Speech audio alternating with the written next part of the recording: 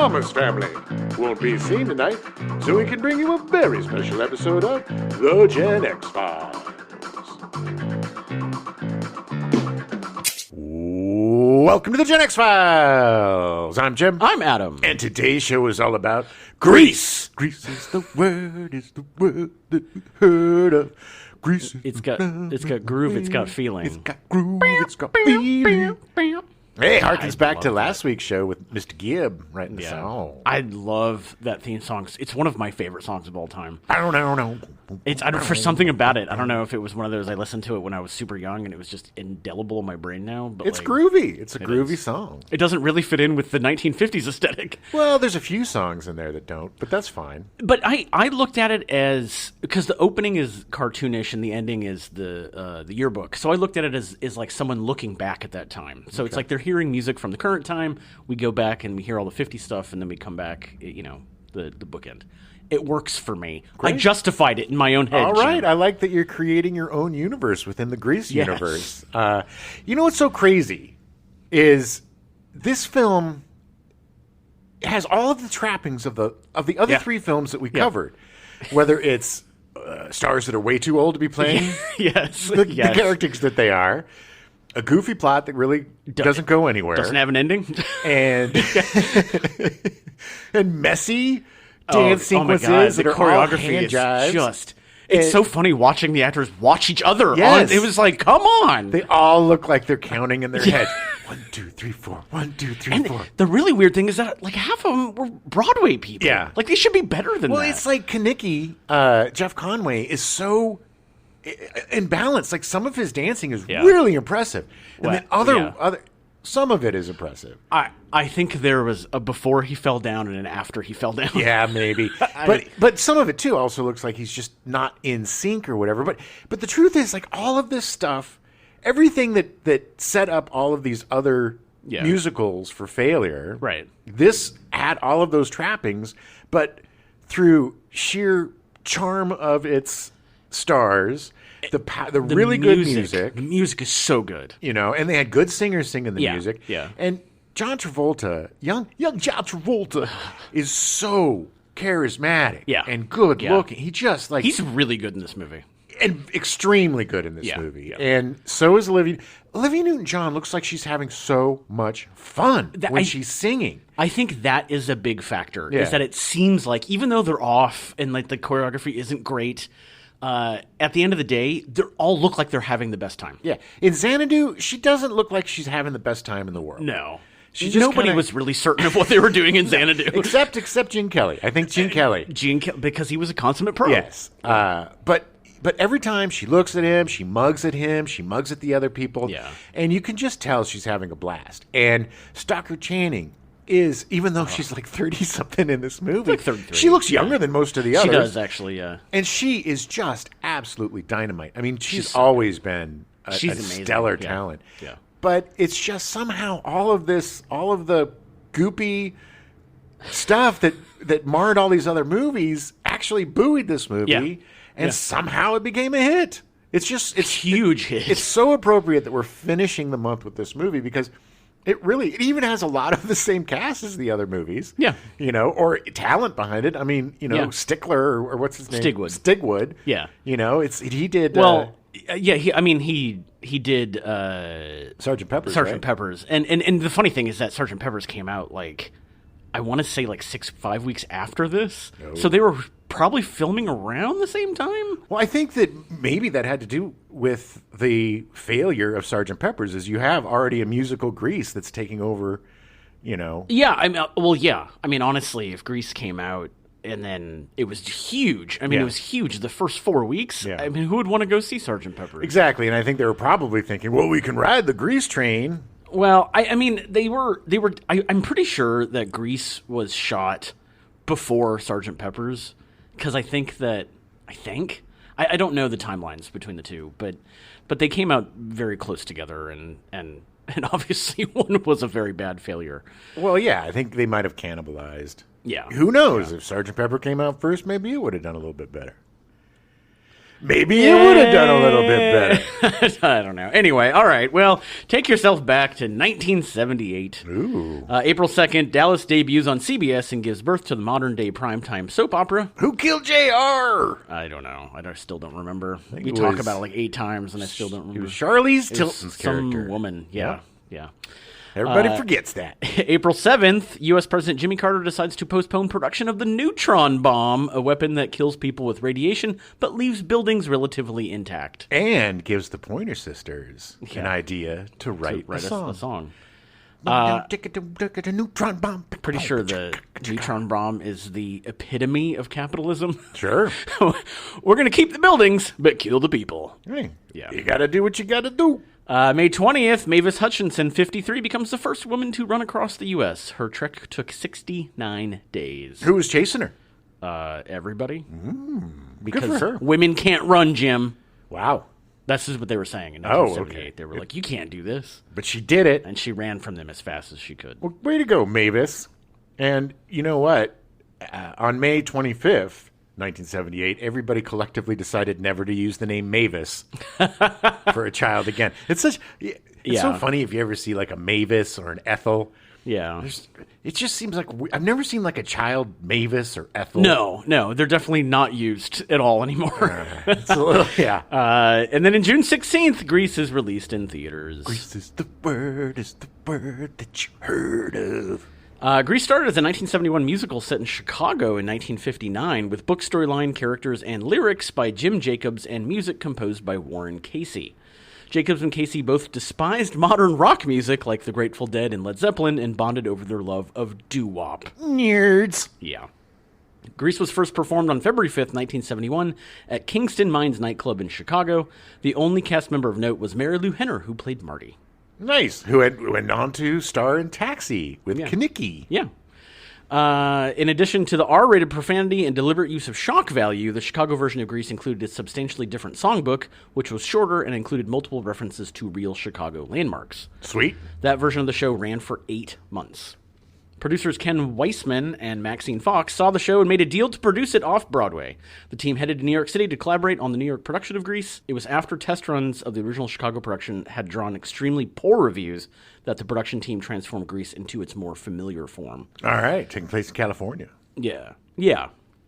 The new production, directed by Tom Moore and choreographed by Patricia Birch, who later choreographed the film adaptation and directed the ill-fated sequel, opened off-Broadway at the Eden Theater in Lower Manhattan on February 14th, 1972.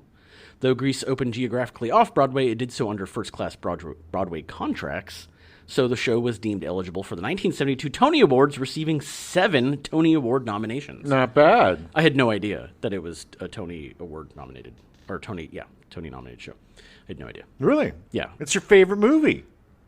My favorite Musical. movie, not my favorite musical. The first Broadway production opened on June 7th, 1972. When it closed in 1980, Grease's 3,388 performance run was the longest yet in Broadway history, although it was surpassed by a chorus line on September 29th, 1983. It still remains Broadway's 16th longest running show. Ooh. You know, once you get past 10, it's not that impressive. Yeah. There's thousands of shows. It's very impressive. Yeah, eight shows a week. It's hard.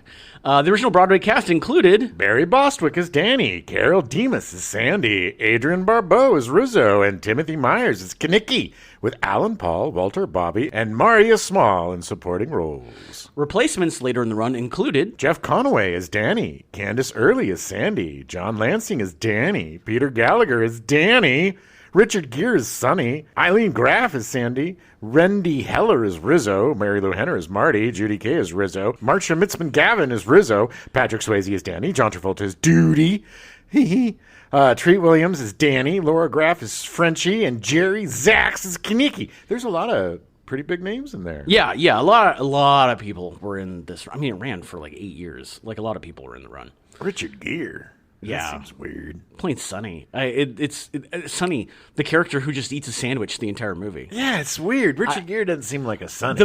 Well, not for the movie, yeah. I mean, but that's because the movie guys were so good at their parts. That's what I think of them as. Yeah. Sure. Well, when you've been in the business for 40 years, you learn a thing or two. Enter Robert Stigwood, agent and producer. Stigwood expanded into film production in the early 70s with RSO Films. His first feature film was a hit screen adaptation of Jesus Christ Superstar in 1973, made in association with its director, Norman Jewison. Jesus Christ Superstar, who in the hell do you think you are? He followed this with the film version of The Who's Tommy in 1975, which became one of the most successful films at the box office during its year of release. Good movie. Yeah, it's a great movie.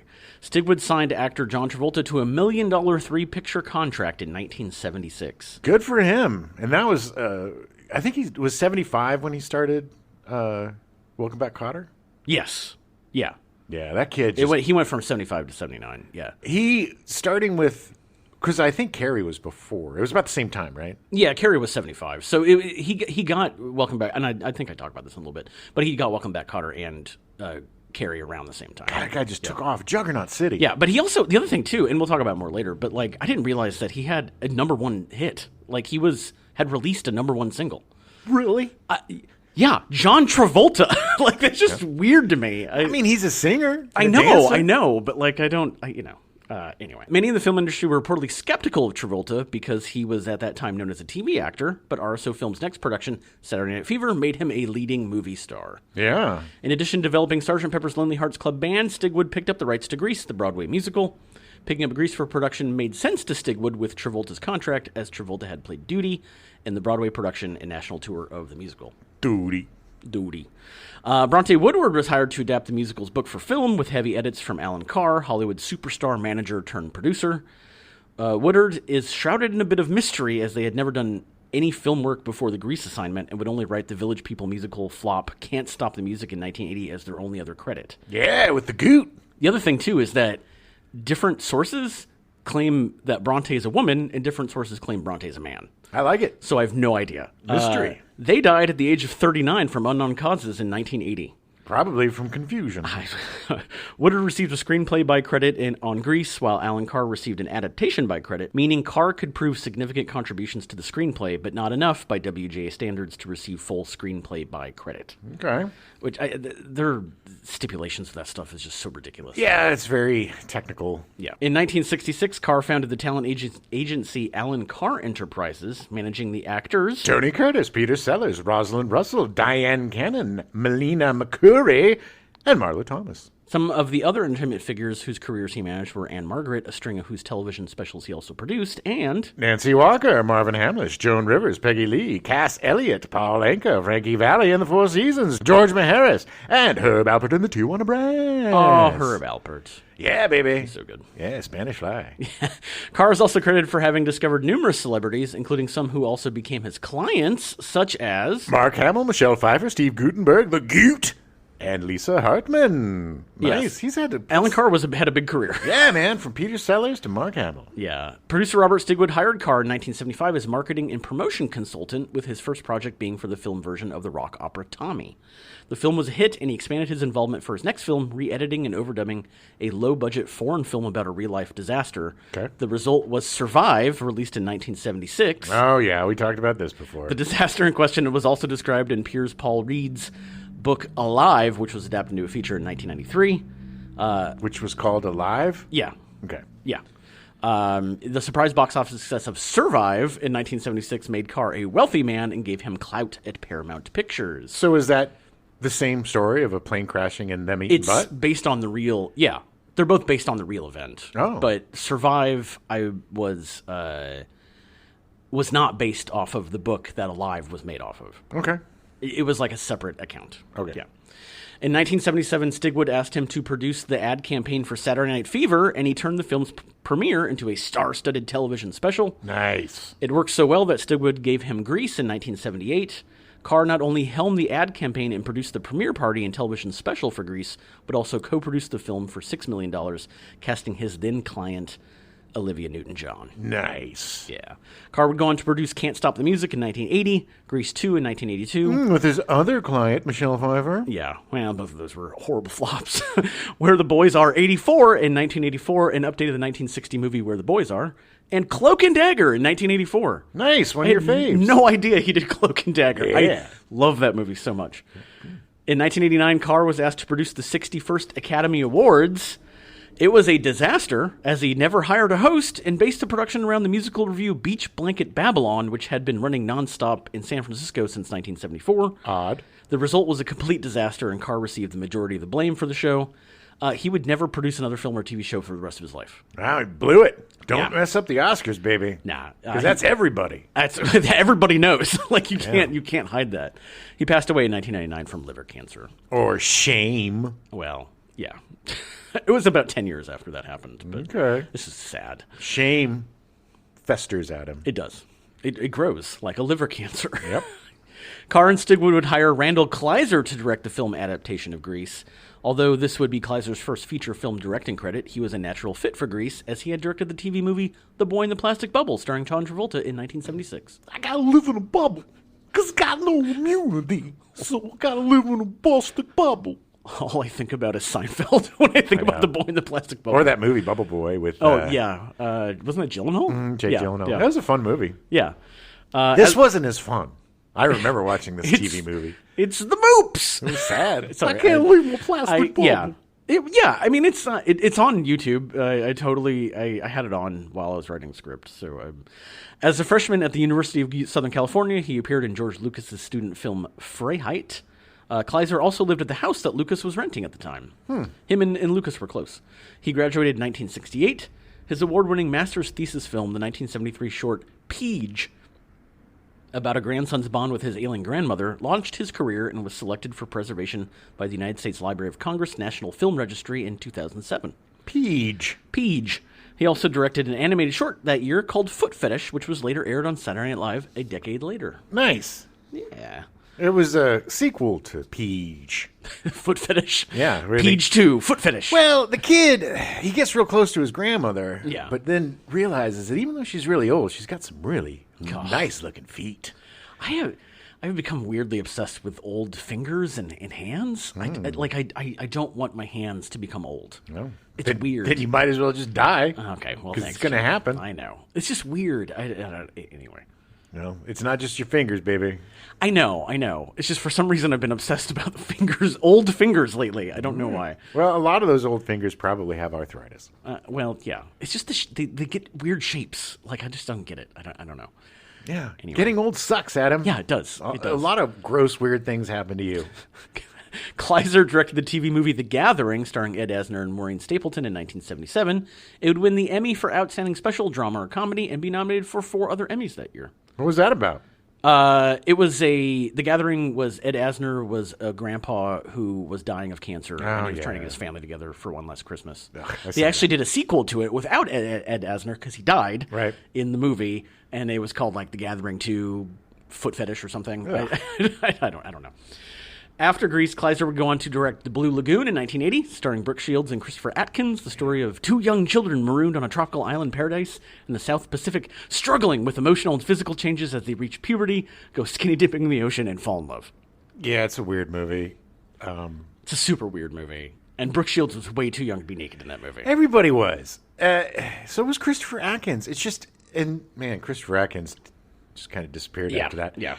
Then they made the ripoff film Paradise with Willie Ames from Eight Is Enough and Phoebe Cates. Yeah. Pretty much exact same story, except it took place in the desert. But there were definitely places for them to skinny dip. Kleiser also directed Flight of the Navigator in 1986, which was the beginning of Kleiser's passion for new film technology. Flight of the Navigator is an underrated film. It's a pretty good little movie. It's the first movie to use 3D animated CGI. Isn't that the one with Paul Rubens as the spaceship? Yeah, he does the voice for it, yeah. And the kid, I can't remember the kid who's in it. It was Barry Bostwick. No. Was it? Anyway, I'd Fly the Navigator. I'm sure at some point we'll cover it. Big Top Pee-wee in 1988, the sequel to Pee-wee's Big Adventure. Also starring Paul Rubens, coincidentally. Yeah. Well, I mean, that might be part of the reason. You know? He had to audition for the role of Pee-wee, you know. Oh, sure. Honey, I Blew Up the Kid in 1992, the sequel to Honey, I Shrunk the Kids. Yeah, not as good. No, well, the first movie really wasn't very good. The first movie is good. We're going to cover it, and you're going to see. All right. Hey, look, I love Rick Moranis. I love Mick Moranis. Mick Moranis. The kids were cute. There was ants. It was fun. I love Shrinky Dinks. I agree. You the shrinking down was interesting. I agree. It was a hit, man. I know. They made like 8 sequels. None of them were good.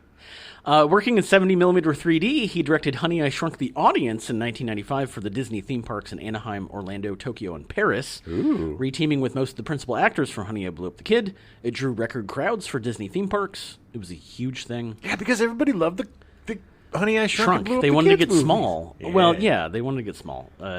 More recently, Kleiser has spent several years working with George Lucas to create the Nina Folk course for filmmakers and actors, an instructional video for aspiring actors, writers, and filmmakers. Kleiser was heavily influenced by Nina Folk's teaching during his time at USC and maintained a relationship with her as his mentor throughout his career. Okay. He wrote and directed the 360-degree virtual reality series Defrost, the virtual series, featuring Carl Weathers, Bruce Davison, and Harry Hamlin, which was shown at the Sundance Film Festival and the Cannes Film Festival in 2016. It's weird that he went back to 1982 to cast the movie. Yeah.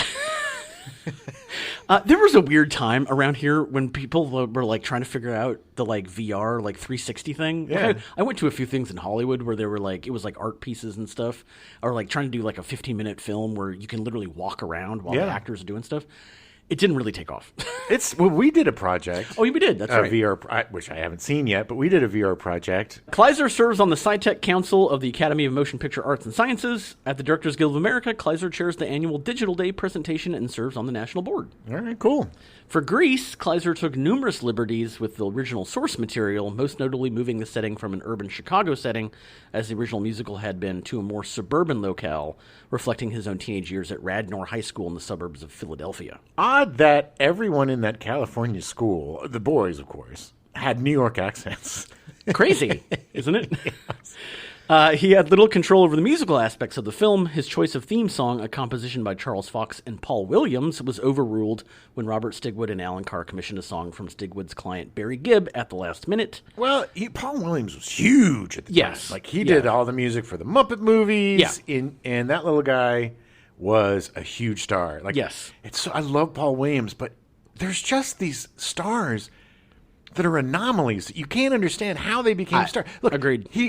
It's one of those things where talent overshadows everything else, and that's beautiful. I love it when you have somebody who isn't typically Hollywood and who can succeed, and that guy succeeded. That was much easier to do in the 70s than it is now, It's or true. even the 80s and the 90s and all that. I think people are becoming less. They're becoming more body positive and less obsessed with. Yeah. I think we're ending the era of six packs Yes. and undernourished Being actors. super thin models that it's I think we're getting to a point where you can just be who you are. I'm hoping we get there. What's funny is I think we're at a point now where maybe men are feeling more body dysmorphia than women, because women have always been bombarded with this stuff, and I think maybe they're getting used to it, or at least they've had it for so long. They're actively pushing back against Exactly. it. Yeah.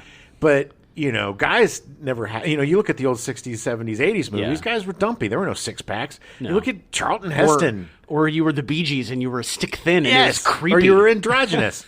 But ever since, these six pack veiny 0.2% body fat situations, I think there's a backlash to that. I'd like to see some regular 50-year-olds, that look like 50-year-olds on TV. Agreed. Or Agreed. movies. Yeah. Anyway, let's I celebrate our different bodies. I feel like we're people. coming back to that. I feel like we're getting out of that everyone needs to be supermodel pretty and I think one of the greatest examples of that is Kumail Nanjiani. Yeah. In that Eternals role, where he got super ripped and yet never takes his shirt off. There was no point, and his character didn't even need it. No, there was no point to it. In fact, it would have made more sense if his character was dumpy, because it fit better with the character of him not caring. Yeah. Anyway. And it's just messed with his comedy. Anyway. Where did I go? Kleiser hated the opening song, feeling that the lyrics were too dark and cynical for the light, fun movie he was making, and not understanding why a 1970s disco funk song would be in a movie about the 1950s. He's not wrong. I justified it at the beginning. I think it works. Well, maybe you need to call him up and tell him, and then he'll be happier. I think it also explains why at the end the car literally takes off like a plane. It's just someone remembering their time in high school 20 years ago. Yeah, I've never remembered me flying away in a car. I do every time graduation. I'm at the carnival and I'm with my girl and we just fly away. Okay. Well, you had a very unique upbringing. Because Kleiser felt he had no clout, being an inexperienced feature film director, he just let it go. Of course, the theme song to Grease was a huge hit. Yeah, it's a good song. It's a great song. I love that song so much. Don't know if it actually works for the movie, but it's a really good song. I think it does. I think it captures the spirit way better than Randall Kleiser, who made the movie, thinks it does. All right. You're very passionate. I am. I love Grease so much. I know, it's so weird. sad. It's so weird. You finally come alive at the end of the month. I know. Henry Winkler was offered the lead role of Danny, but turned it down for fear of being typecast as a greaser, having been playing the similar bad boy greaser Arthur Fonzarelli of Happy Days since 1974. Yeah, again, too old. Yeah, and I just love that they call Fonzarelli a bad boy greaser. I know that's his character, but he was just so ineffectual. In the beginning, in the first few seasons he was a bad boy. Okay. He wasn't like the friend. You know, once he Just started wearing the windbreaker and the black T-shirt, that's when and it was like a mentor. It was a teacher. Yes, they turned him into something else. Once he started living over the garage, but before that, when he was just a punk, he was a bad boy. It's just his character became so popular that they evolved him into a goon. But also, yes, agreed. He still was too old. Yeah. He was too old to play the part. Well, quite frankly, all of them were too old. John Travolta was only 23. But he still looked 23. You know what I mean? It's like, even though I think Michael Tucci was probably 23 too, he looked like he was 45, man. He looked like he was... Was that a Duty? Yes, Sonny. Oh, Sonny, Sonny was the sandwich eating guy. Yes. Although I knew guys, he had a 5 o'clock shadow. I knew guys in high school in 10th grade that had to shave every day. Yeah, did they have big old crow's feet around their eyes? Maybe they were just in the sun too much. They were in L.A. I don't know, man. My cousin started losing his hair at 17. He was almost fully bald by the time he graduated high school. Look, man, back then people didn't give an F. No. Everybody in high school and college movies were like 80 years old. It didn't matter. It didn't matter, yeah. Winkler would later regret the decision of not taking the movie, but it was the right one, as Winkler admits himself that he can't sing. Yeah, I mean, they would have had to get somebody to dub it. Yeah, and then what's the point? And then, and I love Henry Winkler. I mean, he is such an American treasure. Oh, he's amazing. He's absolutely amazing. Yeah, and kudos to him for realizing that he wasn't right for the part. Yeah. Kleiser and Travolta developed a close platonic bond over the course of production on The Boy in the Plastic Bubble, helping Travolta maintain focus as he grieved the death of Diana Hyland, his girlfriend at the time, and his on-screen mother in Bubble. Yeah. No, she was a lot older than him. She was. Hyland was 18 years older than Travolta. She was diagnosed with breast cancer in 1977 and underwent a mastectomy. However, the cancer spread and her health deteriorated. Hyland and Travolta remained together until her death at age 41 on March 27, 1977 in Los Angeles. She would receive a posthumous Emmy for her role in The Boy in the Plastic Bubble. 41. That is crap. Yeah, that's really young. Crap. Travolta's first major role was Billy Nolan in the 1976 adaptation of Stephen King's Carrie. Nice. I didn't know about Diana Hyland until I started researching the movie. The fact that it was literally the same thing happened like 40 years later with Kelly Preston. Yeah. His kid dying. Like, he's had such an amazing, tragic life. Yeah. Like, it's just sad. Well, he's also had like 3 different careers. You know, his careers ended and come back. I mean, the guy is love him or hate him, John Travolta is a remarkable person in terms of resilience and bouncing back and taking advantage of opportunities. I mean, his career was dead. Yeah. Before Pulp Fiction. Pulp Fiction, yeah. Dead. Because of those talking. I mean, he had that one talking movie that brought his career back for a minute, and then he did 18 sequels that destroyed it. Yeah. It was just poor guy. It was just, they were flash in the pan. Like, it wasn't something that, and it's the realization that, he wanted to be like a real actor. Yeah. Not just, I'm going to be a baby and talk, Well, and he was, it's got to be tough being on the top of the heap and then the bottom. Yeah. And then it's humbling. And then when you get to the top again, because, he was the biggest movie star again in the world in the 90s. Oh, yeah. With Broken Arrow and all the John Woo movies that he did, Face Off. And He's had a very roller coaster up and down career. So Travolta's first major role was Billy Nolan in the 1976 adaptation of Stephen King's Carrie. Around that time, he landed the star-making role as Vinnie Barbarino. I'm Vinnie Barbarino. And Welcome Back, Carter. Mr. Cotter. Welcome Back, Cotter. Mr. Cotter. He was so good in it. He was. I'm Vinnie Barbarino. And he was great in Carrie, too. Barbarino. Barbarino. Barbarino. That was his song. Okay. Vinnie Barbarino. His small role in Carrie showed how good of an actor he could be. Well, it's also so different than a lot of the other stuff that he's played. It's like his first bad guy role. Well, and it's like, but he actually had depth. Like, he showed, like, compassion and stuff, even though he still went with it, you know? Yeah. But it's like, it was a very much more layered character than it was in the novel. Sure. And he did a good job with it. Yeah. Yeah, I mean, look, Travolta's good. I don't think he's been bad. He's been in a lot of bad movies, but I mean, there's a few times where it seems like he's kind of sleepwalking through stuff, or he's just pushing the over the top. Like, the 90s were ridiculous for actors. I mean, putting he and Nick Cage trying to outdo it. Face Off is just like the most ridiculous. It's a guilty pleasure. Yes. But it is truly the most ridiculous over the top. If you want to teach a class about overacting, there's your number one movie right there. Two giant perpetrators of actual schmaltzy overact. Scenery chewing. Travolta had a hit single titled Let Her In, peaking at number 10 on the Billboard Hot 100 chart in July 1976. Let Her In. Not number one. I thought it was number one, but it only went to number 10. Yeah, that's fine. But he had a hit. Like, that's weird to me. Travolta was then cast as Tony Manero for Saturday Night Fever in 1977. I just want to dance, Dad. Just let me dance, Pop. Saturday Night Fever earned him an Academy Award nomination for Best Actor, making him, at age 24, one of the youngest performers ever nominated for the Best Actor Oscar. I'm excited to do this movie since you haven't seen it, since you thought it was a musical. Yeah. Wrongly. Well, I thought it was a disco musical, so it was like... No, it's about a kid, Danny Terrio. I just want to dance. He just wants to dance, and he's a good dancer. That just makes me think of... is it Monty Python? Where he's like, he builds the castle. I just want to dance, Dad. Yes, exactly. Sorry, that's all I think about. He started rehearsals for Grease just 4 days after completing filming for Saturday Night Fever. Having two mega-hit movies in a row made it difficult to return to honor his contract for Welcome Back, Kotter, but he fulfilled his contract, albeit with a reduced presence, and eventually left the show in 1979 to pursue a full-time movie career. Now, if I'm correct, and I believe that I am, I think our old buddy Ted McGinley came in. I think you're right. And I know he definitely... Yes, I think you're right. McGinley, that was McGinley's first show-killing experience. Ted the show-killer McGinley? Yeah, that was his first... And look... Ted McGinley, I love Ted McGinley. He was great in Revenge of the Nerds, and he is a very handsome, funny. There's nothing wrong with Ted McGinley. How he wasn't like bigger and more popular is beyond me. And it's just very weird coincidence, and they are coincidences that they would bring. Even Love Boat, I think, brought him in at the end. Yeah, but they would Married with Children. Although he was on Married with Children for like 5 years, and he was excellent. It lasted a while. Yes, that was the end of his show killing.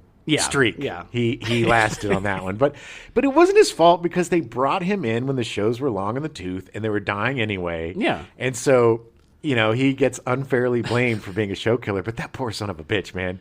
Yeah. There's like 6 shows that they brought him in at the end. Happy Days. Oh my God. It just sucks for him. It does. Because he could have been such a bigger star. Yeah. He's such a good looking guy. Yeah. There was strong competition during filming between John Travolta and Olivia Newton-John. Really? Yeah, because they were both like singers and they kind of had like behind the scenes, not fights, but like, I think with creative team, rivalries. With creative team, they were like, oh, if she's getting a song, I get a song, Okay. But I mean, it looks, I could see it on his face. Because he doesn't look as like he's having as much fun as she is. Yeah. He's very serious when he sings and dances in a lot of the movies. Yeah. But the reason why I think this movie was so big is because of her performance and how much she just absolutely seemed like she loved doing this role. Oh, yeah. It's the best thing she's ever done. I agree. Grease Lightning was supposed to be sung by Jeff Conaway's character, Kenickie, as it is in the stage version, but Travolta used his clout to have his character sing it. I won't sing it. Who cares about Kenickie? Totally makes sense, because the whole lead up to that song is Kenickie getting a car, and then they go to work on it, and it's like, oh, guess what? Now it's my car. Yeah, you can see Kanicki's a little peeved that he's dancing in the background. Kleiser felt it was only right to ask Conaway if it was okay, and at first he refused, but eventually gave in.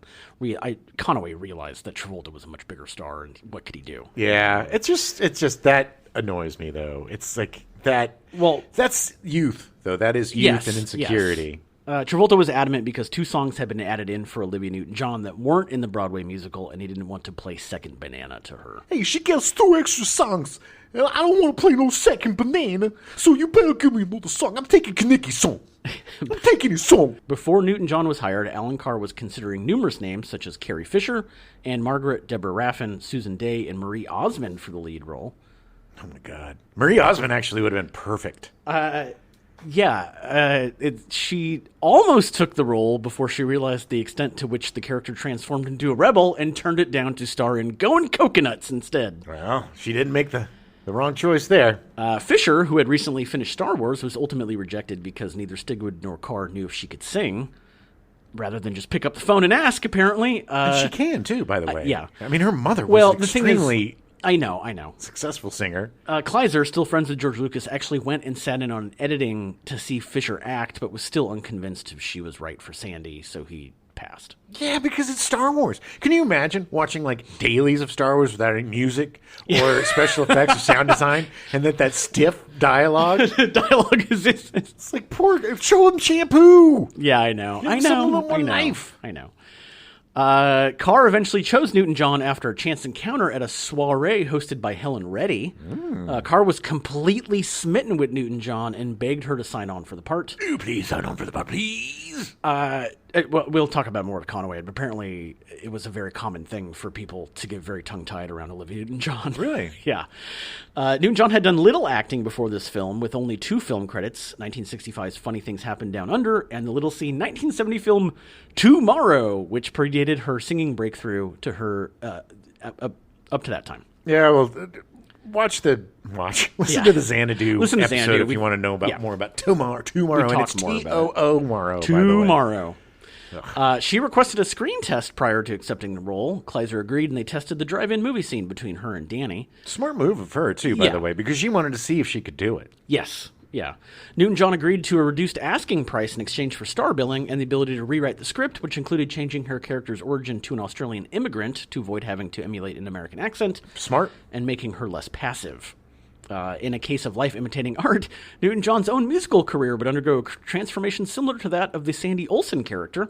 Her next album after Grease, the provocatively titled Totally Hot, featured a much more sexual and pop-oriented approach, with Newton-John appearing on the album cover in similar all-leather attire and teased hair. Oh, yeah. Hopelessly Devoted to You was written and recorded after the movie had wrapped, which is super obvious in the movie since she's alone in most of its close-ups. Yeah. It's your favorite. Newton-John's contract for Grease stipulated that she should have a solo song. However, nobody had any ideas for a song for her character, Sandy, until Olivia's producer, John Farrar, came up with Hopelessly Devoted to You halfway through the shoot. Yeah. Director Randall Kleiser wasn't wholly convinced by the song at first and had to come up with an entirely new scene to fit it in. Kleiser actually hated the song, thinking it was hokey. It was eventually filmed and recorded after the movie had wrapped, and it earned the film's only Oscar nomination. Nice. For You're the One That I Want, Newton-John had to be sewn into her pants after the zipper broke. Good Lord. She said, "They sewed me into those pants every morning for a week. Believe me, I had to be very careful what I ate and drank. It was excruciating." Yeah, it was 106 degrees Fahrenheit on the set for the Carnival finale. She had a swamp ass. Ugh, everybody had swamp ass. Are you kidding? Soppy butts. The day after production wrapped, Kleiser realized he needed more footage, but the Carnival they were shooting had left town overnight. Let's get out of here. Production then built the entire Carnival from scratch for the extra shooting. Oh, boy. God, I must add just a little bit to the budget. Originally, Sandy was not supposed to participate in the dance contest at all. The one that takes place during the live filming of National Bandstand, the American Bandstand. Cha-cha! Yeah. She was supposed to be sidetracked and subdued by Sonny before the contest even started, allowing Cha-Cha to jump in and take her place and win the contest.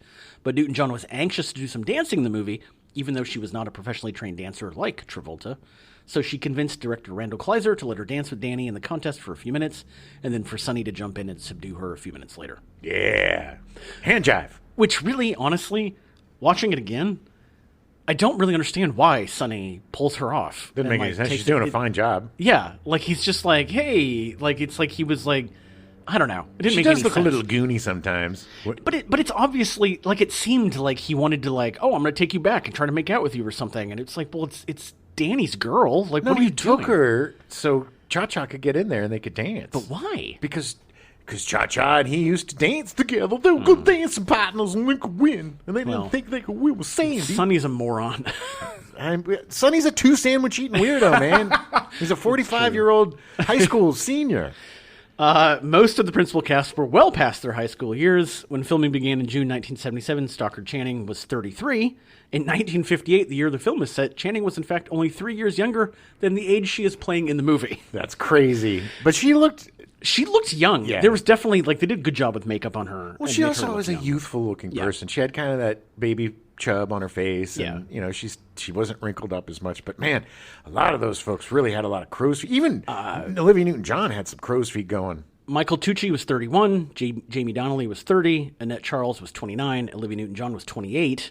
Barry Pearl was 27. Jeff Conaway was 26. Dee Dee Conn was 25. John Travolta was 23.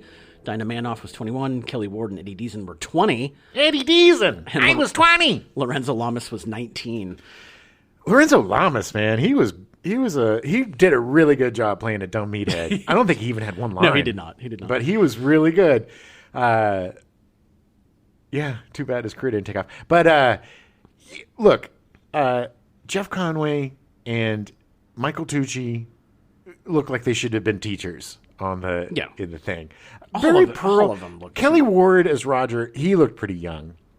He looked a lot younger than the others. It was, if you really want to see how old they look, during the dance sequences in the gym, when Danny and Sandy are sitting there waiting to get up and dancing, they have actual extras that look like they're from high school, sitting around them, and it's so obvious how much older they are. It is. But again, that wasn't something that was.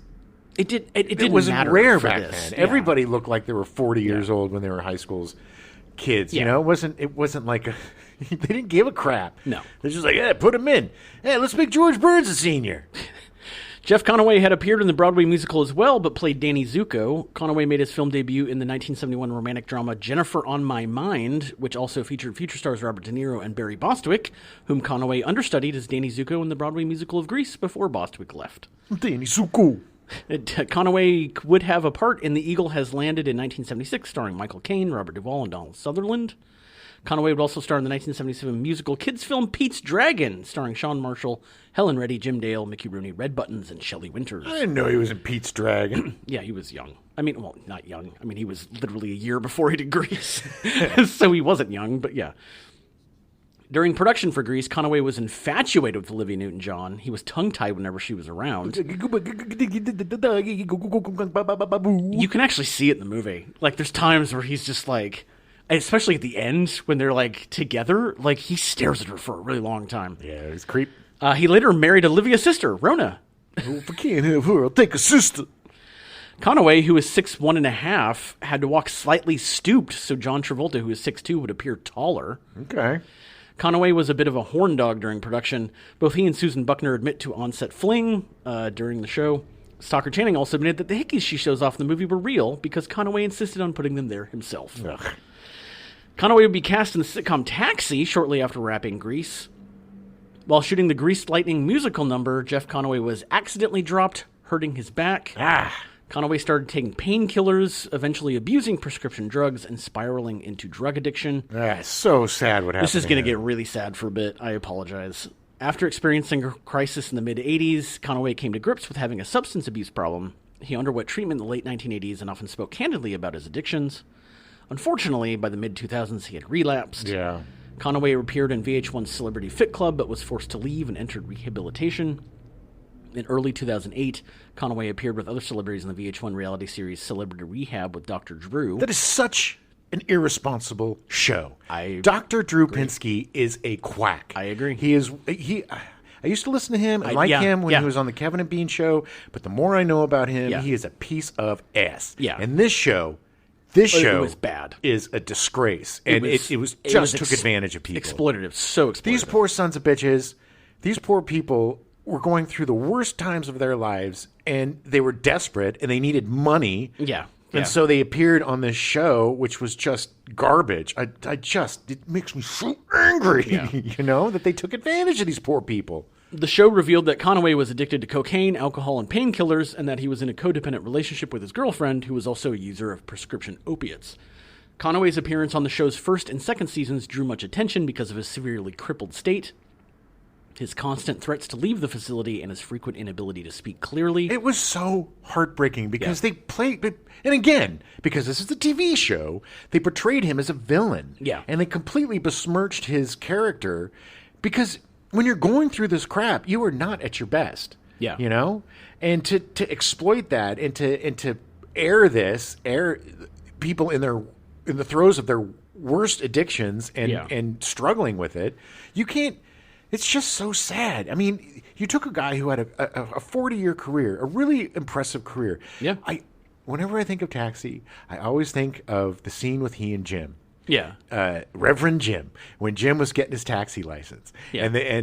And Jeff Conway is helping him cheat. And and Christopher Lloyd's like, "What does the yellow light mean? Slow down. What does the yellow light mean? Slow down." What is one of the most hilarious scenes ever. He was so good on that show. And it's just to have his career end with this abomination of a show, it breaks my heart.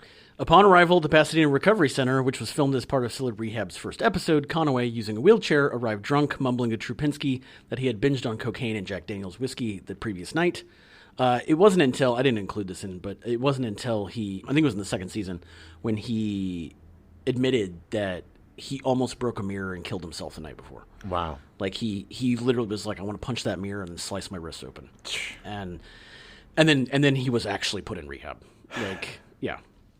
On May 11th, 2011, Conaway was found unconscious from what was initially described as an overdose of substances believed to be pain medication and was taken to a medical center where he was listed in critical condition. After initial reports, Drew Pinsky, who had treated Conaway for substance abuse, said the actor was suffering not from a drug overdose, but rather from pneumonia with sepsis, for which he was placed into an induced coma. Though his drug use did not cause his pneumonia, it hampered Conaway's ability to recognize how severely ill he was and to seek treatment for pneumonia until it was too late. Yeah.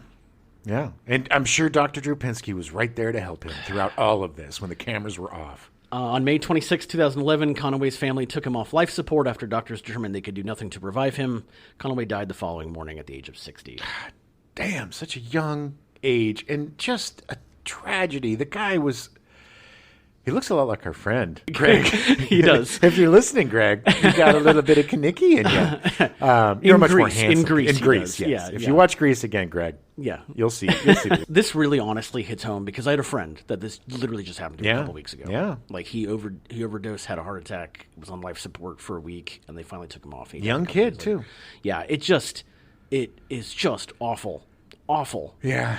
Just stick to pot, people. If you're going to use drugs.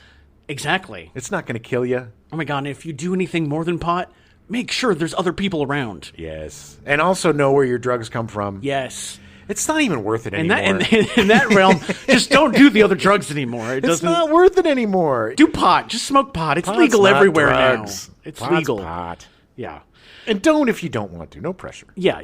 Barry Pearl was cast as Duty.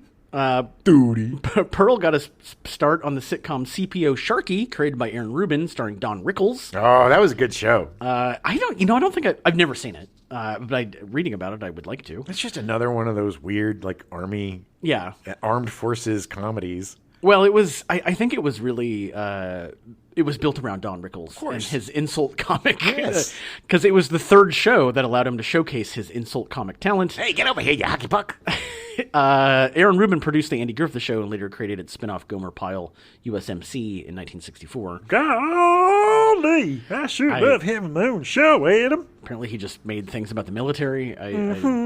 Pearl played Recruit Mignogna for 14 episodes of the show. Apparently, CPO Sharky, the whole cast was just various stereotype ethnicities. Sure. He played the Italian, so there you go. Hey, you dirty wop. What are you doing? You hockey puck. Pearl would go on to have a long TV career, appearing in many shows. Barney Miller, 8 is Enough, Benson, Hill Street Blues, Alice, Scarecrow and Mrs. King, Falcon Crest, Growing Pains, Murder, She Wrote, Major Dad, Beverly Hills 90210, and E.R. He played Professor Tinkerputt in the primetime special Barney's Imagination Island and the U.S. tour of Barney's Big Surprise, a stage production based on the popular TV show as well as a video game of the same name. I love you. You love me. Hey, man, I guess you take the work where you can. Hey, there's no shame in working. Pearl's last credit is appearing in the TV special of Grease Live. That was in 2016. During the summers, he teaches film arts all across the U.S. to the special needs community with Joey Travolta's Inclusion Film Company. Nice. What a great guy. Yeah. Good dude. Still looks good, too, Barry Pearl. He has a great career. Yeah. And he's doing good. Good. Yes, and he at his advanced age, he hasn't turned into an angry white dude running from California. He's actually helping special needs people. What a nice twist. Michael Tucci was cast as Sonny Lautieri. The original Tooch. Yeah, stolen by Stanley Tucci, his cousin. Yeah. No relation to Stanley Tucci. None that I could find. I don't know, man. Tucci. Tucci is like Smith in Italy. There's a lot of them. All right. Yeah. Tucci's role in Grease was his first big part, and he was able to capitalize. He had a recurring role on Trapper John M.D. and appeared in 36 episodes of The Paper Chase. Oh, he did. He was one of the students. He would make many guest appearances on TV. Barney Miller, 4 times, playing 4 different characters. The Love Boat. Angie, Alice, Night Court, Cagney and Lacey, Different Strokes, and MacGyver. In MacGyver, he played a paperclip. Great. He would appear as Pete Schumacher in 71 episodes of It's Gary Shandling Show from 1986 to 1990. He was great on that show. Yes. And that show was so good. I love that show so much. That's not to be confused with the Larry Sanders Show, which was the behind-the-scenes talk show. This was Gary Shandling's first show, which was a takeoff and a send-up of sitcoms. And, Michael Tucci was really good on it. From there, he appeared in all 22 episodes of Flying Blind, the sitcom starring Corey Parker in 1982. Okay. He also appeared in 85 episodes of Diagnosis Murder from 1993 to 1997. His last appearance was in the pilot for The Comedians, a sitcom starring Billy Crystal and Josh Gad as fictional versions of themselves. Yeah, no, that wasn't good. I mean, no, it was not. I think I got like 2 minutes in before I was like, I can't. Look, I loved Billy Crystal. I loved him. Yeah. Loved him. I can't anymore with him. Yeah. I can't. I agree. Kelly Ward was cast as Putsy. Ward had appeared in The Boy in the Plastic Bubble with John Travolta. Yeah, she was in it with me. The character of Putsy was created specifically for the movie version of Grease. Ward made appearances in TV shows such as The Waltons, MASH, Brett Maverick, Quincy M.E., and Magnum P.I., as well as some feature films. He essentially stopped appearing on screen in 1983 and dedicated himself to voice work. Oh, I'd love to do that. He wrote and did voice work for Challenge of the GoBots in 1984. Go Bots! An American animated show produced by Hanna-Barbera. He would continue to write animated shows such as Wildfire, Sky Commanders, Popeye and Son, Fantastic Max, The Completely Mental Misadventures of Ed Grimley, one of the greatest cartoons ever made, The Further Adventures of Super Ted, The Pirates of Darkwater, Voltron, The Third Dimension, The New Woody Woodpecker Show, Horrible Histories, But Ugly Martians, Liberty's Kids, Trolls with a Z, Firehouse Tales, Jakers, The Adventures of Piggly Winks, Wow Wow Wubsy, Crime Time, Mickey Mouse Clubhouse, Jake and the Neverland Pirates, and Mickey Mouse Mixed Up Adventures. He would also write 2 features, Once Upon a Forest in 1993 and All Dogs Go to Heaven 2 in 1996. Yeah, I remember both of those. Ward is actively working as a voice director for Disney television animation. Nice. He has voice directed Mickey Mouse Clubhouse, Jake and the Neverland Pirates, Star versus the Forces of Evil, and many more. He also teaches musical theater at the University of Southern California. Well, good for him. He's had a very good career. Yeah, he has. Stockard Channing was cast as Betty Rizzo, which I always forget that her first name is Betty. No, because she's like, call me by my first name. Yeah. And he's like, I don't know what it is. It's Betty, you Jake. Channing started, like many actors, doing shows on Broadway. Channing gained attention for her performance in The Fortune in 1975, starring Jack Nicholson and Warren Beatty. Channing was nominated for a Golden Globe for Best Acting Debut in a Motion Picture Female. Nice. In 1978, along with Grease, Channing made an appearance in the ensemble parody The Cheap Detective from Neil Simon, starring Peter Falk in the title role. It's a great movie. Fantastic movie. Yes. And it's the part that he plays is very close to the part that he plays in Murder by Death. Yes. It's kind of a in-spirit sequel to Murder by Death. Yeah. Yeah. Channing starred in 2 short-lived sitcoms on CBS in 1979 and 1980, Stockard Channing in Just Friends, and The Stockard Channing Show, playing a character named Susan Goodenow. What? Goodenow? She had a show called The Stockard Channing Show, and she played a character named Susan Goodenow. They couldn't even call her Stockard. What was the point of calling it The Stockard Channing Show? I don't understand. Because back then... Because, I mean, the Paul Lynde Show, he didn't play Paul Lynde. I know, but it's like... And the Dick Van Dyke Show, he played Dick Petrie. But at least they gave him their first real names. Yeah. But Stockard is a weird name. It is. And but it's also very, it's like nobody else's name's Stockard. True. In both shows, she co-starred with actress Sidney Goldsmith, who played her best friend. When her Hollywood career faltered after these failures, Channing returned to her theater roots. She would win a Tony for her role in A Day in the Death of Joe Egg in 1985. She would be nominated 6 more times for the Tony Award, unfortunately not winning any. Yeah, it's crime. Yeah, Channing reprised her lead role as an Upper East Side matron in the film version of 6 Degrees of Separation. Oh, she was so good. Everybody was really good in that, except for... Well, look, I don't think that Will Smith was right for the part. I think that he didn't have... Look, if you refuse to kiss a dude and you're playing a gay character, then don't play a gay character. Yeah. Okay? I get it. He was young. Pass. Yeah, but still. But still, it's like, he brought that film down. She was nominated for an Academy Award and a Golden Globe Award for her performance in 6 Degrees of Separation. As she should have. The other actors were amazing, Yeah. and she was impeccable, as she always is. So good. Her nomination made her a hot ticket in Hollywood again, and Channing appeared in a number of movies and TV shows, as well as continued to act on Broadway. In 1999, Channing won the part of Abby Bartlett, the First Lady on The West Wing. Yeah. Channing would be nominated for an Emmy 6 times during the course of the show. I don't think I've ever seen an episode of The West Wing. I have seen like half of an episode, and that was only because I worked for the same production company that did The West Wing, and it was like I happened to be like in an editing booth, and I was there for like 20 minutes, and I was like, oh, okay. They popularized the walk and talk. Man, when you walk and you talk. When that show got syndicated, I was working on the show Justice. I was working on that show. When that show got syndicated, they bought everybody that worked on that show a $3,000 bicycle. Nice. $3,000 bicycle. It was insane because the syndication deal I got was worth like $300 million. It's still a weird gift, crazy. though. Yeah, it was all painted, especially for all the older West people. Wing and stuff. Yeah. I know. I mean, what are you going to do? Oh, you turn around and sell it. All I know is, man, verbose. It's like 2 shows of scripts in one show. It's like so yabba.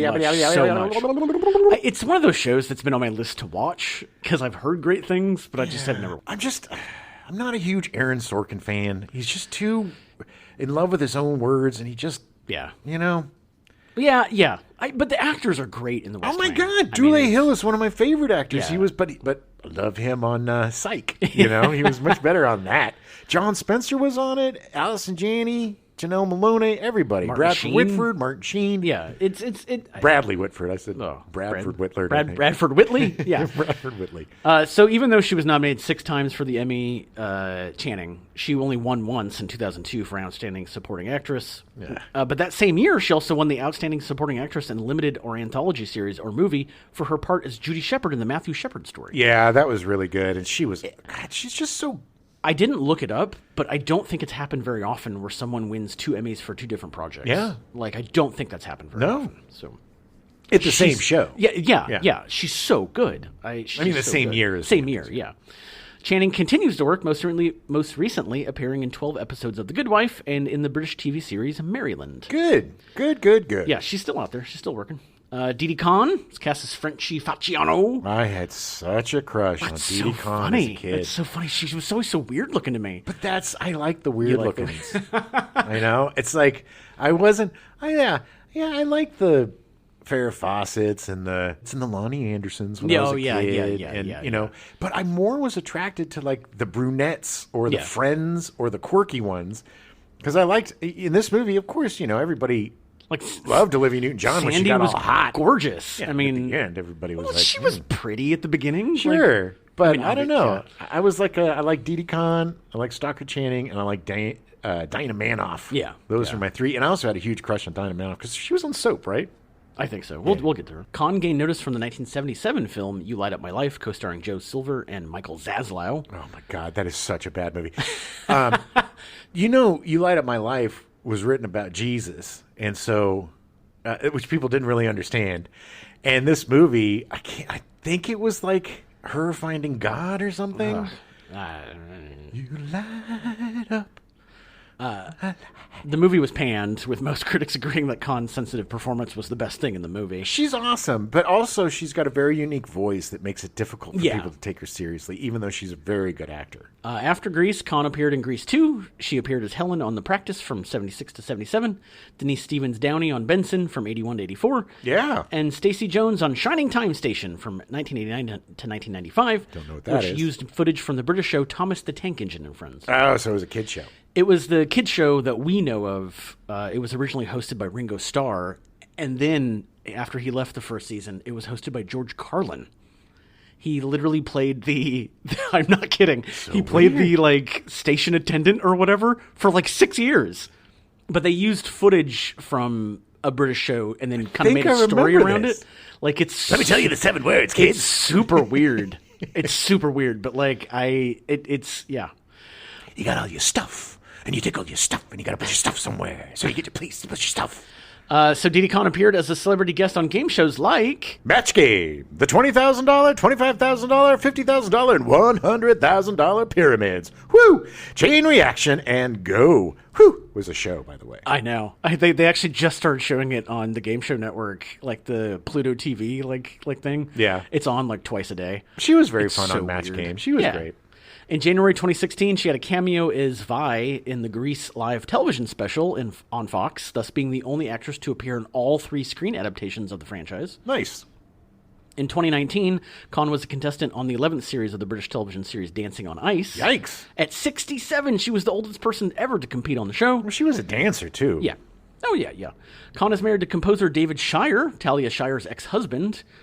She most recently can be seen on Blue Bloods and Harlan Coben's Shelter, which just came out, I think, on Prime. Yeah, I think so, yeah. Yeah, it just came out recently. Jamie Donnelly was cast as Jan. I just want to say I love Diddy Kong, and I hope that she lives forever. Yeah. Jamie Donnelly was cast as Jan. Prior to Grease, she made appearances on TV shows The $6 Million Man, Policewoman, and Barnaby Jones. Barnaby Jones. In the early 1970s, she was in the United States premiere of the Rocky Horror Show starring as Magenta and the Usherette. Yeah. She appeared on stage at the Roxy Theater in Los Angeles with Tim Curry and Meatloaf in 1974 when the show opened.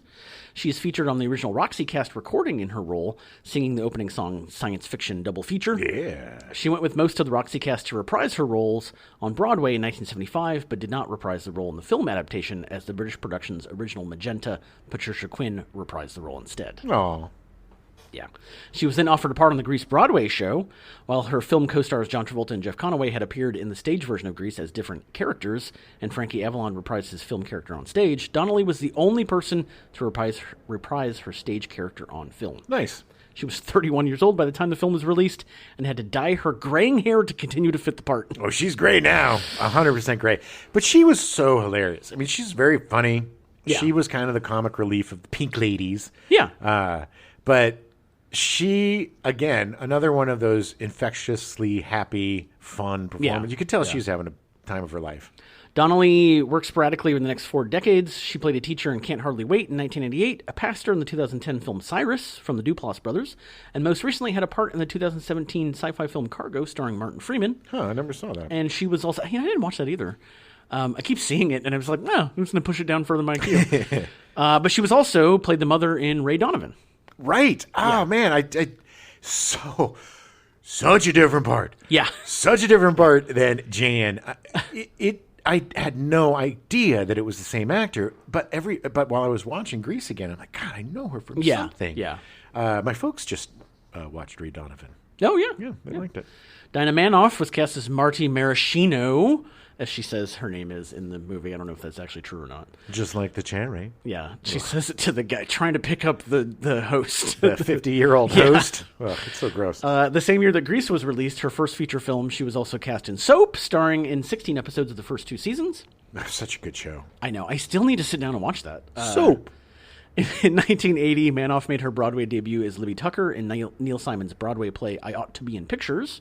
From her work in the play, she won the Tony Award for Best Performance by a Featured Actress in a Play. Nice. She reprised that role for the film version in 1982 with Walter Matthau and Anne Margaret. Wow. Also in 1980, Manoff appeared as Karen, the suicidal friend of Timothy Hutton's character in the multiple Oscar-winning Ordinary People. Ordinary People. That was Robert Redford's directorial debut. Oh, it was his debut. I didn't know that. Okay. Yeah, and it was also, I believe, Mary Tyler Moore was one of her first real like the villain pieces. Right, like more dramatic. Yeah, because, I mean, the whole point of the movie, I think he's suicidal, or I think his brother dies or something, and it affects him, and his dad is Donald Sutherland, and it's just his mom is so cruel to him. Wow. Because her favorite died, you know? Right.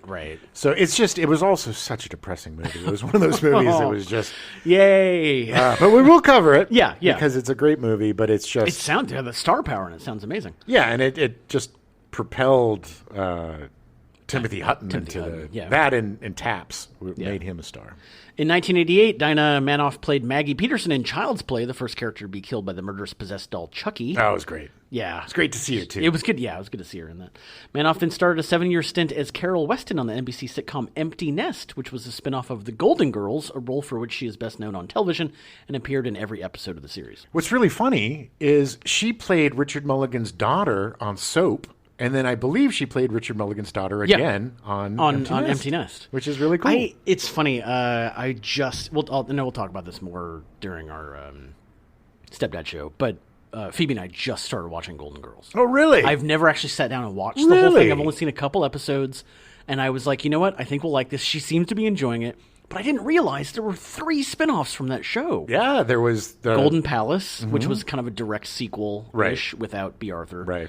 And then Empty Nest, and then there was a show called Nurses that I don't even know. I don't know anything about it, but I was shocked. I had no idea that many shows spun off that. Oh, yeah. I mean, but that was the whole thing back then, was everything spun off of everything. Well, it was huge. The show was huge. Right. It was like, look at Happy Days. You had Laverne and Shirley. You had Mork and Mindy. You had all sorts of things. Spin-offs were the big Joni Loves Chachi. Yeah. TV was TV, and they needed a lot of content because there were only 3 channels, and so they did Mayberry RFT. The more, if it's a spin-off of a show that you already know, it's less marketing I have to do. Exactly. And After MASH, or, all of these shows. After MASH. Oh, the aftermath of After MASH. And Trapper John MD, which is technically a MASH spin-off show. Oh, is it? Mm-hmm. I didn't know that. It's not played by the same actor. But the character? But the charter I didn't know that. Is from MASH, Trapper John. That's crazy. We'll have to do a spin-off month. Yeah. That'd be interesting. Sounds fun. Unfortunately, Manoff has not done much acting since the late aughts. Her last role was in 2009. Yeah, she's still around. Yeah. But I would love to see her again. I've always had a big crush on her. I had a huge crush on her in this movie. Well, Marty was kind of the most feminine of the bunch. She was she was the not older, but she was the more mature, dating guys, Marines, dating like 80 Marines, writing them all letters. She liked older men because she went after old Vince Fontaine. Technically, at the end of the movie, she ended up with Sonny. The way that they kind of implied that they all paired off. Yeah. And she ended up with the sandwich-eating Goomba. Well, she had a type.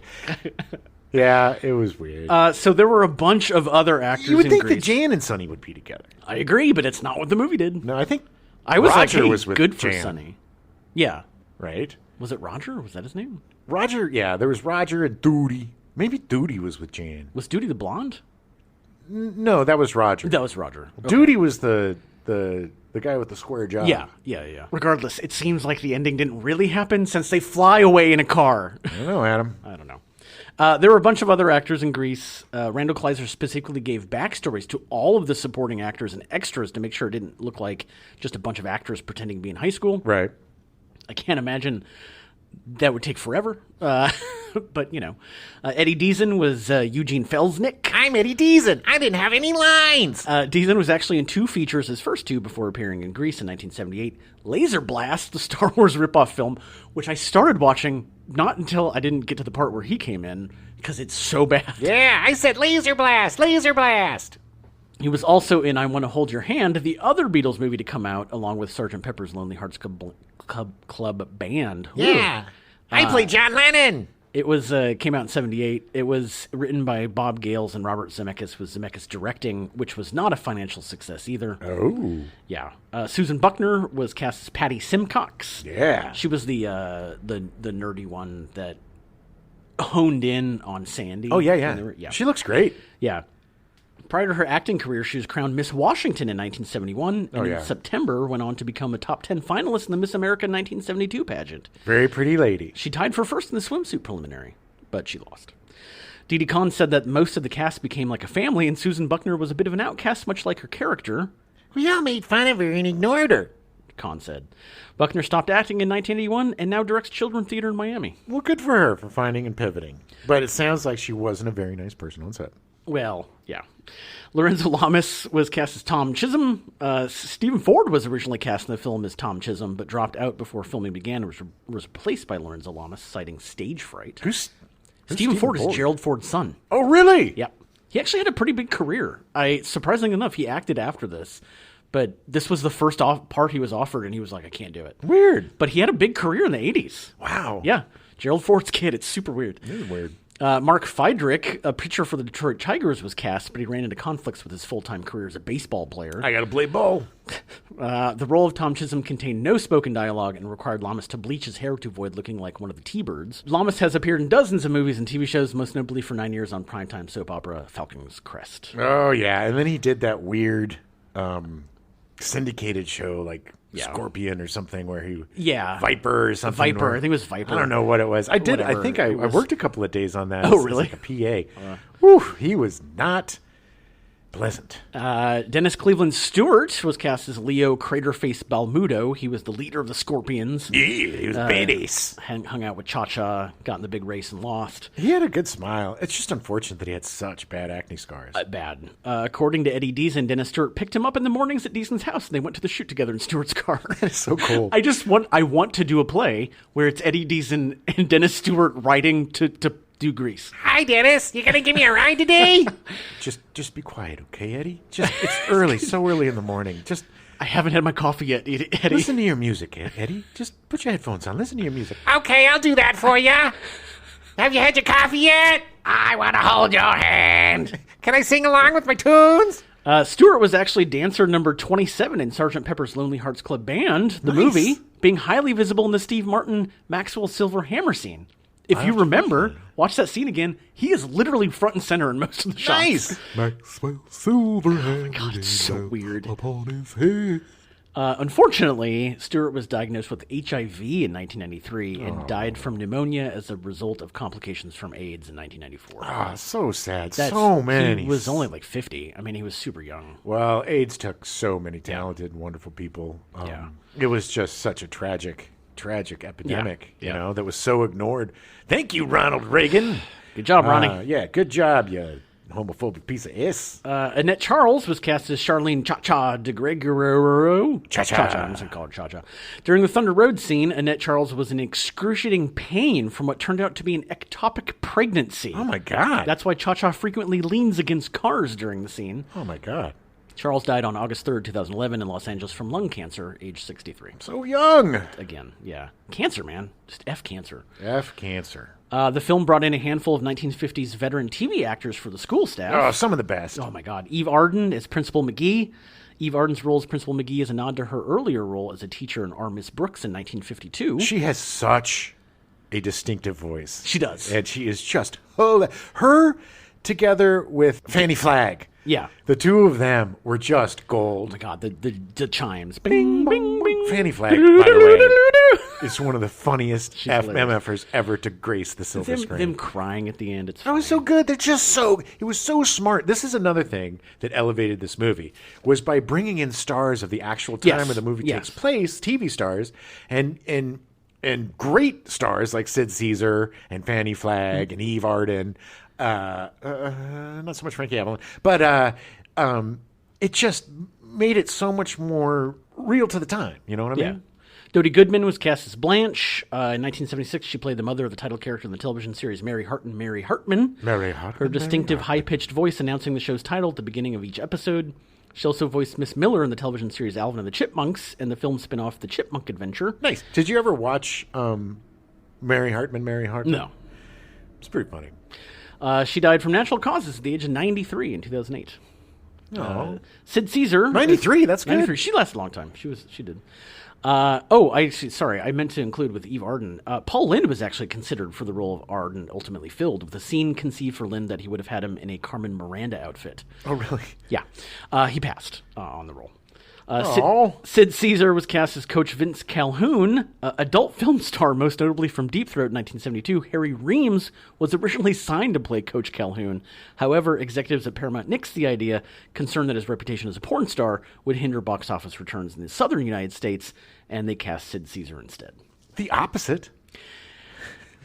Yes. Well, good. Look, would I picture Sid Caesar as a football coach? No, but he did a great job. But that's what made it funny. Yeah. That's what made the scene with him and Travolta and them trying out the different things was timed great. so well. Well, because Sid Caesar's a comic genius. Alice Ghostley was cast as Mrs. Murdoch. She was best known for her roles as bumbling witch Esmeralda on Bewitched. So good on Bewitched. Alice Ghostley showed up on just about everything, Yeah. and she just had such impeccable comic timing, and she was just so good at playing kind of worried. Yeah. And it was so cool to see her as the shop teacher Yes. that goes along to She the... was so she's like, great. my boys are going to let me down. I totally forgot that she was in all those scenes because Yeah. she's so short. I Yeah. thought she was just another student. But she showed up for the she was there for the and race. everything. She was like, "No, we're doing this." Yeah. She was she's so great. good. I love Alice Ghostley. She also played Cousin Alice on Mayberry RFD and After Grease as Bernice Clifton on Designing Women, for which she received an Emmy nomination for Best Supporting Actress in a Comedy Series in 1992. She was excellent. Joan Blondell was cast as Vi. Blondell started as a vaudeville performer and worked for 5 decades, appearing in more than 100 movies and TV programs. She was the She was the waitress at the the diner. waitress who talks to Frenchie. Again, another actor who had an impeccable career starting in vaudeville. Like in the 30s, yeah. And just like one of those actors that as soon as you see her face, you're like, I've seen her in a million things. It's Joan Blondell. She died of leukemia in Santa Monica on Christmas Day, 1979, at the age of 73. Oh, man. It was not very long after Grease. No, and how sad to die on Christmas. Yeah. Ed Burns was cast as Vince Fontaine, the smooth talking. He has one of the best when he's getting the audience like all riled up in the rhyming. It's so good. All right, cats and kittens, when you get down to the things, we got to do this guy. Yeah. And then you're going to do the gidgee and the guy to go. So good. Burns was most well known for the TV show 77 Sunset Strip, which ran from 58 to 64. Yeah, that was a fun show with these two dudes that drove around in their cool little car on the Sunset Strip. Yeah. And I think they solved crimes. They were detectives, Yeah. I think, yeah. He was also a charting recording artist with Kooky Lend Me Your Comb with Connie Stevens. We've talked about this. We have talked about this before. Burns died of natural causes on January 8th, 2020, at the age of 87. Well, that's good for him. I mean, 87 is a good run, but still sad. Yeah. Frankie Avalon was cast as Teen Angel. Of all the actors and actresses in the movie, Frankie Avalon was the only one who was in a 1950s musical, Jamboree, in 1957. Nice. He was also in Beach Blanket Bingo and all the... Yes. He was a big teen star, so he it was- was smart to have him play the part. No, it made sense. It totally made sense. He had a lot of work done on his face, it looked like. Yeah. You know what the biggest tell was? When they shot him from behind, if you look behind his ears, you could see where they bunched up, where they pulled all the skin back to... Yeah. You know, but I get it. You know, you gotta look young. Whatever. Elvis Presley was considered for the role of the Teen Angel, but turned it down. Oh, yes, I did. In the stage play, the song Look at Me, I'm Sandra Dee had a reference to Sal Mineo, who was murdered in 1976. For the Lord. movie, the lyric was changed to reference Elvis Presley. Ironically, the slumber party scene in the movie and the song was filmed on August 16th, 1977, the day that Elvis died. On the toilet. Yeah. Poor Elvis. They were singing about him while he died. My ears are burning. Oh, my ears are burning. Oh, what's that? Thank you very much. Marie Osmond's brother and duet partner Donny Osmond was another potential teen angel before Avalon was cast, as was Frankie Valli, who had been given the choice of either singing the theme or appearing as the teen angel, and he chose to sing the theme. Yeah, smart choice. It's a great song. Grease was originally released in the United States on June 16th, 1978. It was an immediate box office success. Just to go back really quickly, Donny Osmond would have been perfect. Yeah. Because he's such a clean-cut little... Yeah. Donny and Marie was such a bizarre thing. They were the biggest stars in the world for a while, this brother and sister team. And then they brought on their whole frickin' family, the Osmonds. Oh, yeah. But there was just like this weird... it was just weird. Yeah. You know? And maybe your brother and sister thing. Yeah, yeah. It just it always veers towards weird. And I have no... the Osmonds are so out of my wheelhouse. I love the Osmonds. Love them. That's where I got to the Donnie and Marie shows where I got to know Shields and Yarnell. Oh, And, yeah. I'm a little bit country. I'm a little bit rock and roll. No. That's the theme song. Yeah. So Grease was originally released in the United States on June 16th, 1978, and was an immediate box office success. I was in Texas visiting my grandma. And this poor kid, there's nothing to do with my grandparents. It was like this little dairy farm in the middle of nowhere in bum F, Texas. And, we'd go down to the pond and shoot snapping turtles so they wouldn't eat the fish, or we would tend to the cows, or I'd play with the barn cats. But there was this guy that helped out on the farm, this kid. He must have probably been like 15 or so, but to me, he was like, a man. But he would take me out shooting. He took me out shooting a shotgun. I got blown on my butt because the kickback was so much. Right. But he ended up taking me to Greece, taking me into town. Oh, really? Nice. To the one theater in the little town. Wow. And we saw Grease, and I LOVE'd it. In its opening weekend, the film grossed almost $9 million in 862 theaters in the United States and Canada, ranking at number 2 behind Jaws 2 at the box office for the weekend. Jaws 2 wasn't as bad as all the other Jaws movies. Despite losing the opening weekend, it topped the box office the following weekend with a gross of $7.8 million and set a record gross in its first 19 days with $40.2 million. Yeah, it was a juggernaut. Word of mouth, huge. After 66 days, it had grossed $100 million to become Paramount's second highest grossing film behind The Godfather, and ended its initial run with a gross of $132.4 million, which made it the highest grossing film in 1978. Crazy. It's insane. In the United States and globally, it became the highest grossing musical ever at the time, eclipsing the 13-year-old record held by The Sound of Music with a worldwide gross of $341 million. I am 16, going on 17. That's just crazy.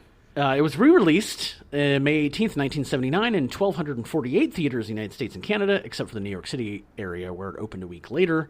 Paramount's biggest ever saturation release at the time, grossing $4.5 million in its opening weekend. They would re-release movies quite a bit because there wasn't really video back then. Right. And, they knew it would make more money. Yeah, they try to...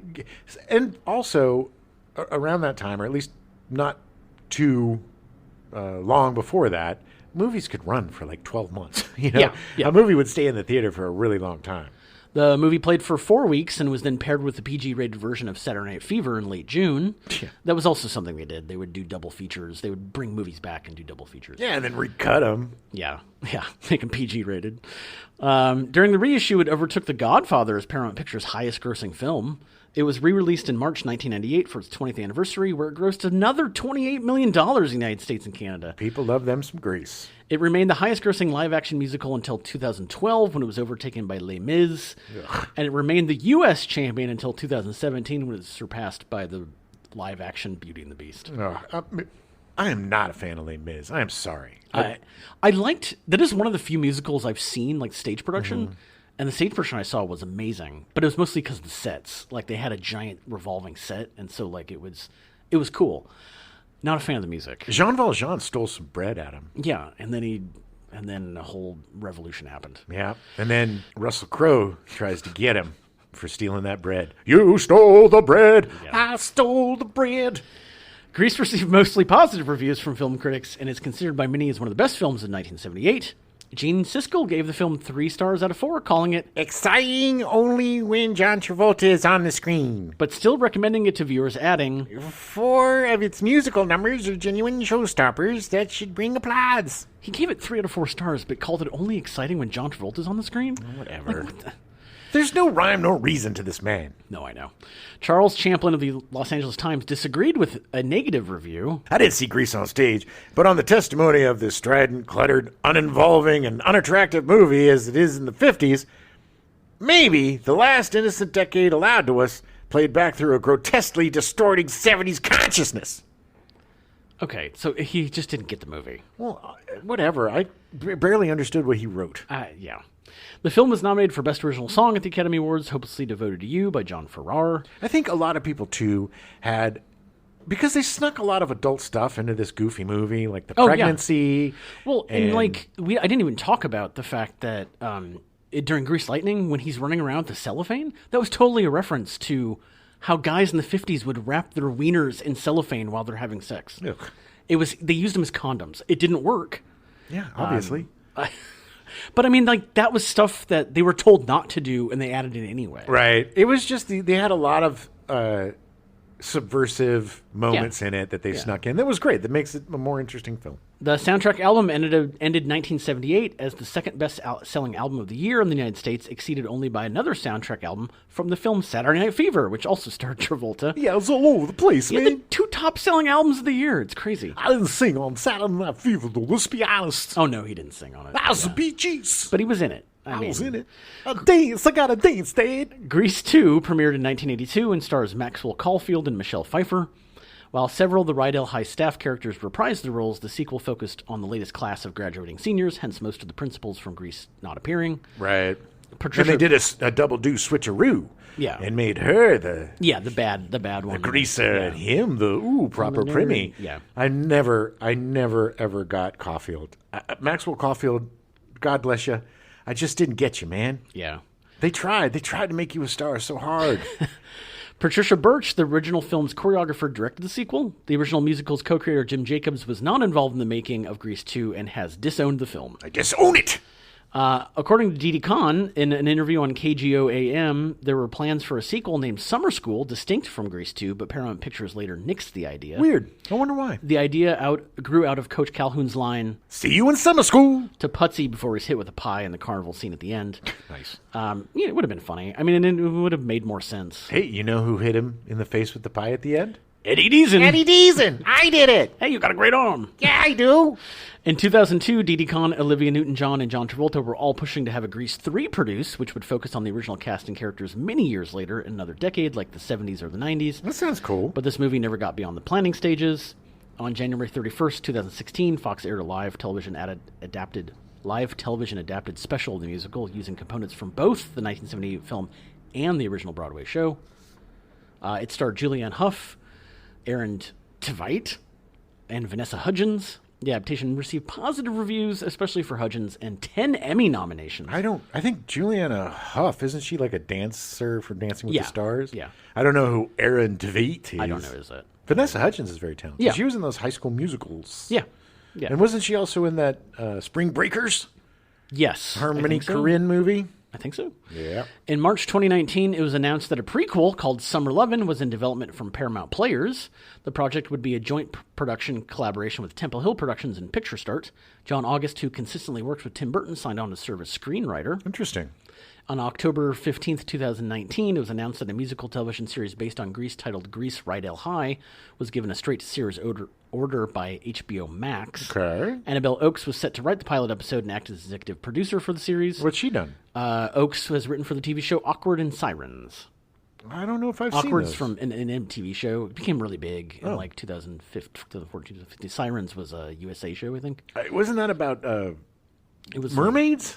No, I think it was about Lady Thieves. I thought because there was a mermaid show. It might be. It might have been the mermaid show. In 2020, the series title was changed to Grease, Rise of the Pink Ladies. Rise of the Pink Ladies released 10 episodes in spring 2023 before the series was canceled and withdrawn from public availability in June. Yeah, I was going to watch that show, and then it was gone. Yeah, I mentioned this to a friend last night, and he was like, what? Yeah. It was really popular, and now you can't watch it. Was it popular? Yeah, it apparently did, but they canceled. I think it has more to do with the strike and with the producers being like, well, you can't, if you don't want to do this, you can't have our stuff.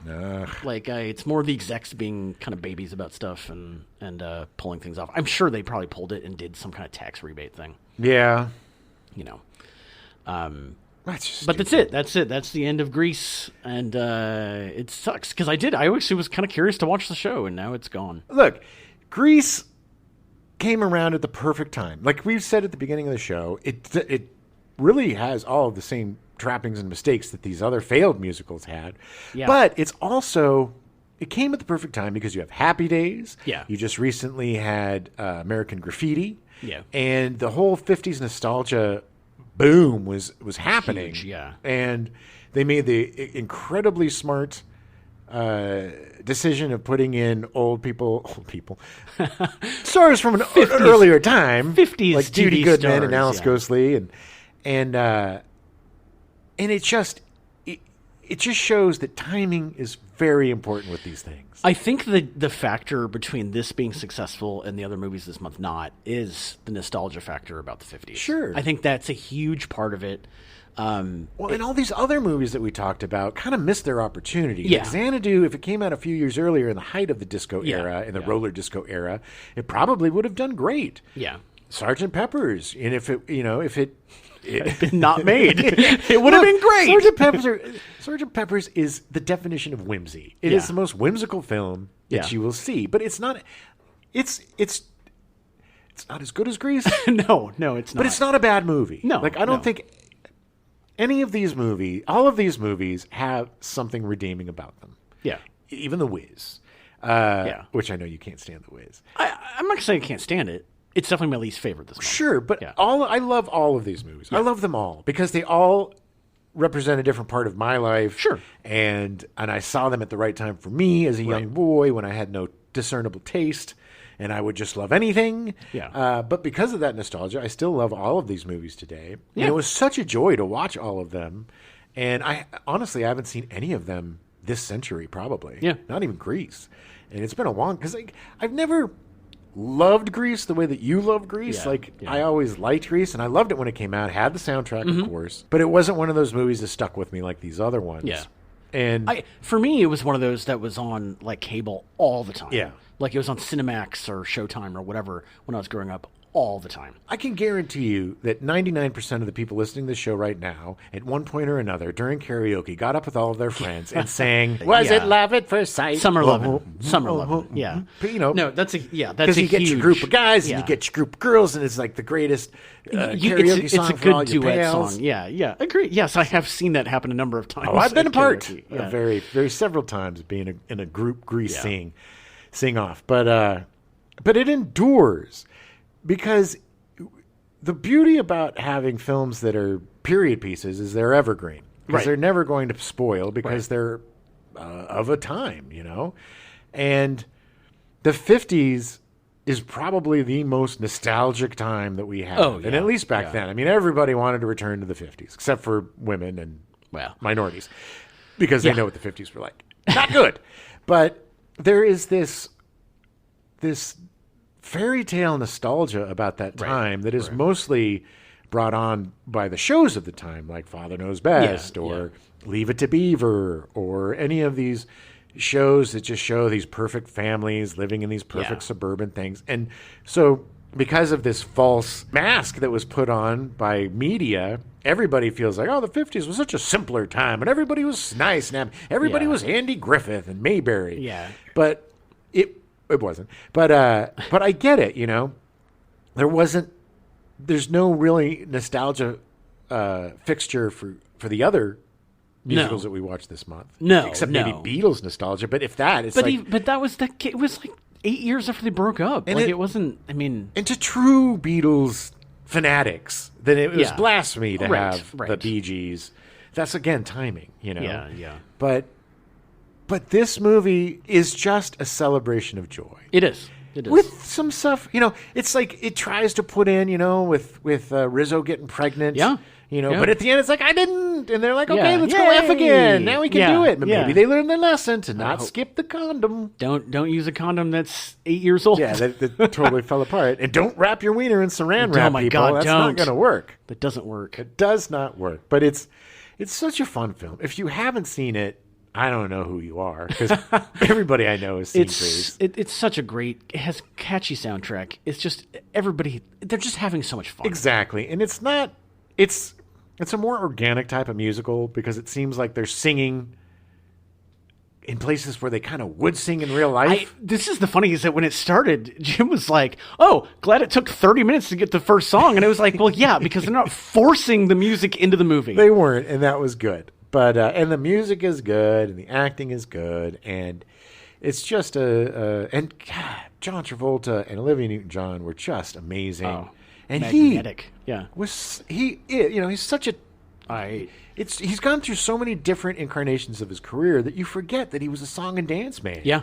And that he's had so many different incredible periods of life. I mean, the guy is like Lazarus with his career, you know? He is. And good for him. Look, Yeah. you know, the guy's been through a lot of tragedy in his life. And same with Olivia Newton-John. And it's just really, they seemed like they were friends after. And they did another movie afterwards. Yeah. It was a huge bomb. No, but they stayed close. I mean, or, you know, close being as close as you can in Hollywood. But like they enjoyed each other. They liked each other. So Yes. it's on HBO Max or on Max. Like it's there. You can even do a double feature if you want with Grease and Grease 2. Grease 2 is not a great movie, but it's got Michelle Pfeiffer. There's some people in it. There's at least something to watch. Right. And you get to see the beginnings of an illustrious career with Miss Pfeiffer. Right. And you get to see the beginnings of a not so illustrious career with Mr. Caulfield.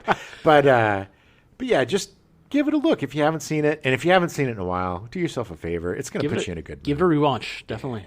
Good times. We'll be back next week. We're going to do some stepdads. Oh, yeah. We'll tell you what we're watching, what we're playing. Do some Yeah, stepdads. that sounded weird. Yeah. So if you're a stepdad and you want to be done on Here the it show, comes. just Here send it us an comes. email, and we'll do you. I'm not going to do that. See you next week. Welcome to the Gen X Files. I'm Jim. I'm Adam. And that's a car. Welcome. Come on. Marcia Mitzman is Gavin. Nope. Oh, Marcia Mitzman Gavin is Rizzo. We now return you to your regularly scheduled programming. Barney Miller, already in progress.